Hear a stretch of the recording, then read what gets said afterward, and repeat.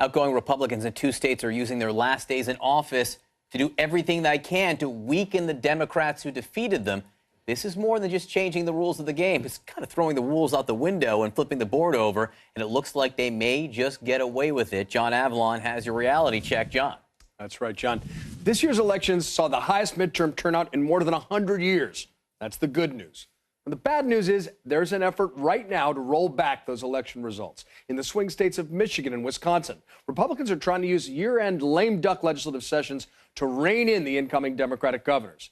This is an end run around the election results, what some folks are calling a legislative coup. In Wisconsin, Republicans pushed through a series of bills by 1-vote margin before sunrise on Wednesday.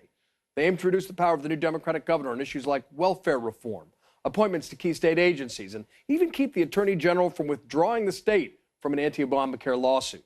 They also voted to limit the number of early voting dates, which increased turnout this cycle, in order to hurt Democrats going forward. This is a partisan power grab, pure and simple. But the Republican Speaker, Robert Vos, says he's only motivated by checks and balances. But let's be real. There's no way the legislature would be doing this if Republican Scott Walker had been reelected.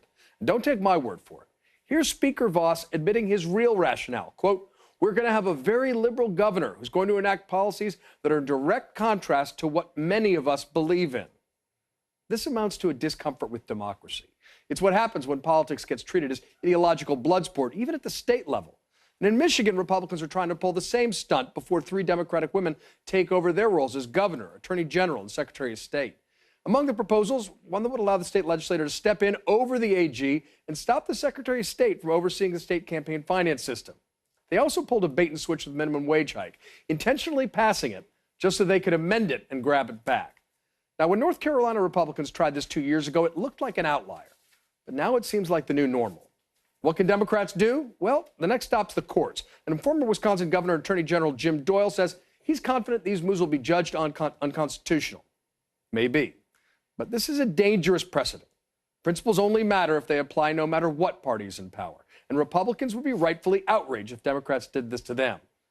Democracies depend on an assumption of goodwill among fellow citizens.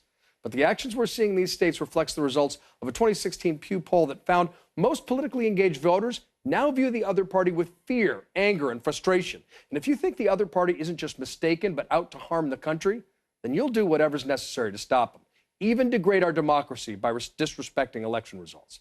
And that's perilously close to where we are now. As George Washington once warned us more than 200 years ago, the alternate domination of one faction over another, sharpened by the spirit of revenge, is itself a frightful despotism. And that's your reality check. Throwing down number 1 yeah. right there at the end. John Avalon with the quote from way back. Really, really good points. Thanks so much, John.